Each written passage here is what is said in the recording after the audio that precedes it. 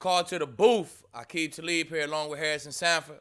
We talking NFC South today, man. We still got Tommy. We lost Drew Brees. Can Jameis Winston hold it down for us, man? We finna see NFC South. Paul, drop that beat.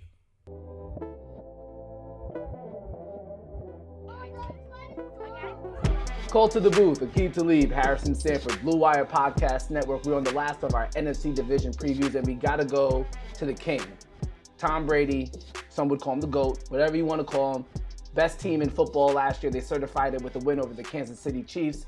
Before we talk about other teams in that division, Aqib, I want to go back to when you won Super Bowl 50. I know you wanted to go back-to-back. Yeah. Why didn't you? And what would you... You're not going to tell Tom Brady anything. He knows what he's doing. But what would you tell if you ran into anybody on the Buccaneers team in the streets? What would you tell them about trying to repeat and what makes it difficult? Well, they did. They already checked the main box that make it difficult is getting that team back. So they brought their whole team back, and I think that had a big part of why we didn't go back, man. Shit, we lost the sheriff. You know what I'm saying? You lose the sheriff, you went from an A+ to a C+ right there, your whole team. If you lose Peyton Manning, but guys just got to stay locked in, man. I think they got the perfect leader over there, the perfect head coach to keep them guys locked in.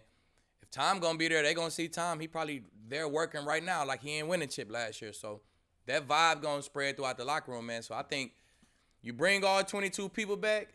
Tom Brady is the leader, and he gonna make sure ain't no drop off because that's what he do. He gonna keep the competition level up and everything. So I think they on a good pace to repeat if they gonna repeat. They on a good pace to do it. I really was interested in what he said earlier this offseason. I think he was quoted as saying that he would give up 2 of his Super Bowl rings for that undefeated season Super Bowl ring. What was your take on that? Yeah, I feel him. If I had 6 rings and I can give up 2 of them, and now I got 4 rings, but I got that undefeated Super Bowl, that's just different. That almost count as 2 of them, right? So you put in all that work to be undefeated, man. You want that chip. You want that chip bad. So I feel it, man. I might trade in 2 of them and get that one, and just for that one as well. Is there anything you would trade your Super Bowl ring for?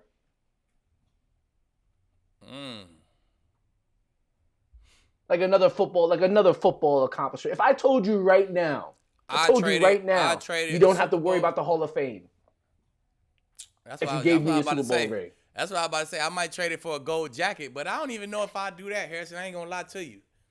I don't know if I do that. I'm sure you'll get in, but if I took away all the worry, all the concern, I promise you, just give me your ring, talk to some people, get you riding, get you fitted. I don't know if I do that, man. Just because that's like the ultimate team accomplishment, the ultimate individual accomplishment.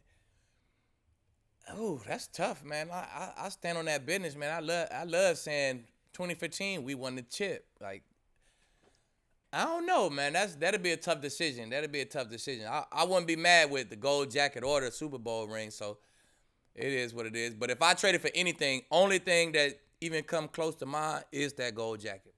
11.5 over under for the Bucs. 9 for the New Orleans Saints, who we'll talk about in a moment. Panthers 7.5. With Christian McCaffrey presumably coming back to full health, and the Falcons, as we mentioned, at 7.5 as well. My best bet, I'm gonna go with the big dogs, man. I'm gonna go over 11 for the Bucs.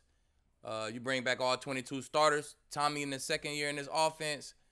If they stay healthy, man, this might be one of them 15-2, 16-1 type of years, man. They're gonna go crazy this year. That confidence is all the way up. Yeah, it's funny how that kind of turned around. For a while there, it seemed like it was the Saints division. Right. Now Drew Brees is gone. Till Tommy got there. Everything changed. I wonder how Drew Brees felt like Tommy's coming to my division, man. Just come on, man. Just give me. It definitely was. Shit. It definitely was. Damn, he coming to Tampa. It gotta be right. It's only right, man. That's he well respected, and he well respected for a reason. So. Guaranteed when Drew got the news, he definitely said, shit. For sure. All right, so speaking of, as we talk about Drew Brees, he has his replacements now in New Orleans. Michael Thomas need a healthy season from him for sure. A lot of people were disappointed in him, whether it's New Orleans Saints fans or fantasy football owners. Jameis Winston, prone to throw a lot of touchdowns, prone to throw a lot of interceptions. Give me your prediction for Jameis Winston's performance in the 2021 NFL season. Man, it's hard to predict the Saints, man.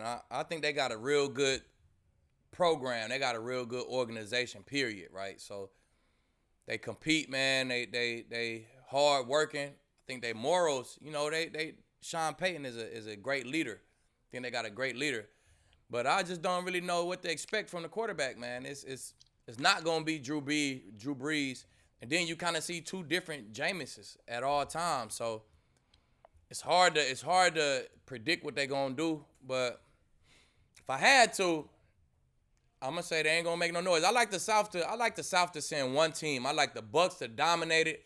Everybody else to be kind of middle of the pack, 8 and 9 type of teams, man. One of them teams gonna fall to the 6 and 11 range. Everybody else, two of them gonna be 8 and 9, 9 and 8, and then the Bucs just gonna be separated from everybody. So I don't like it. I like them to show flashes and stuff, but I didn't like the draft the Saints had. So I'm gonna give them a mediocre 8 and 9, 9 and 8 season, 50-50, 500 season. Looked at the Bucs here in this NFC South. It looks like they're gonna dominate the division. As long as Aaron Rodgers stays in the NFC North, looks like they're gonna dominate the division. Those look like two divisions that might just send one team, and everybody else either comes from the NFC West, which is probably why they have a relatively good chance to send everybody, and the NFC East. Am I breaking that down right? Yeah, I agree. I like the Cowboys and the Washington to make my tweet the NFC East is back. I like them to really stamp that, man. Them gonna be the teams who got the double-digit wins, the 12 wins, and the 11 wins. Them gonna be the standard on the East over there. One of them gonna go wild card, probably Washington. And then in the West, I think whoever in fourth place, they was gonna be like, if Washington would have had another bad year, we would have been in. All four teams would have made it. But I think they're gonna have one team who barely in the reach of the playoffs, and then they'll send three. One, the winner of the division, 2 wild card teams come from the West. So I think the West and the East do all the wild card, man, and then the division leaders, gonna be the division leaders, first 4 seeds. One thing the NFC South does have is maybe the most desired players at their position in fantasy football.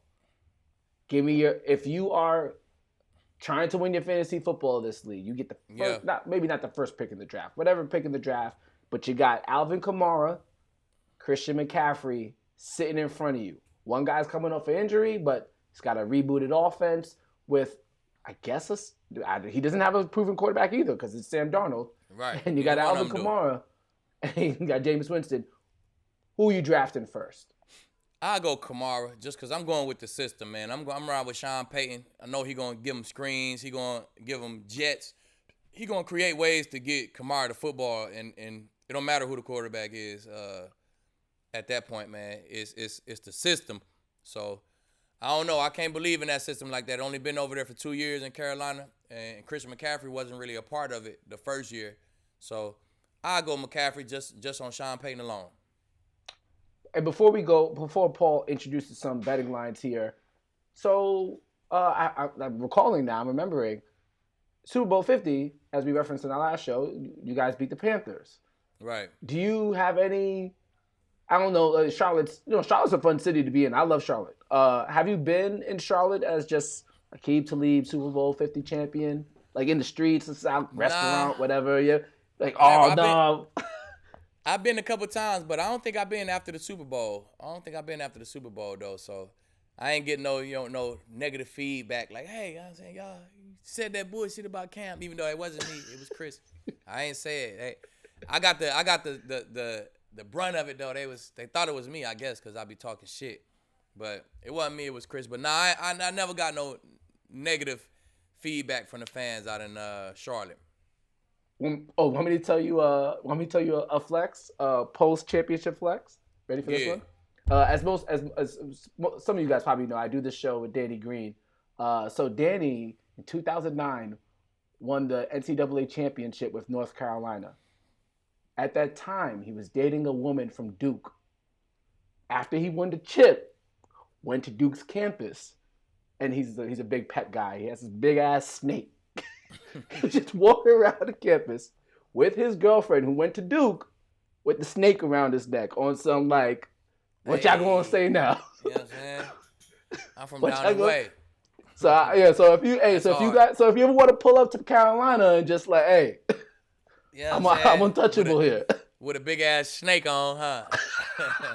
Yeah, I can't explain it. I can't explain it. I don't fuck with snakes that much. I ain't gonna put them around my neck. I go with like a pit bull or something. You know what I'm saying? There you go. I'll take the dogs with me. There you go. All right, Paul, what you got for some bets? So I think it sounds like we're looking at the Bucs. Bucs are plus 310 to win the NFC, bet 100, win 310. To win the Super Bowl, they're plus 650, bet 100, win 650. So we know, Aqib, you like the Bucs, you like Tommy. Is there any one team before we get out of here that you just see as maybe the biggest threat, possibly worst matchup? It's very early. Anything like that, against the defending champs. I think if Jameis come out and play good football, man, disciplined football, and if it ain't there, it ain't there. He don't try to create too much after the play. I think they might be able to catch fire. They got a good football team, man. They added a good corner. I like my dog Debo over there to start with Lattimore. But I think they can catch fire. If anybody can catch fire in that division, I think it's going to be the Saints. But honestly, the NFC South going to send one team. It's going to be the Bucs. And if you put your money on them to win the NFC, I think that's a good bet, man. You what is it? You bet 100 and win 310? Yeah, see, I'm saying you get up there, you bet you 1,000, and I'm saying, and you really gonna turn up if you do something. But that's a solid bet. That's a bet I might put in myself. Preseason bet. I might ride with Tommy to win the NFC, and go back to that Super Bowl for sure. That's a solid bet.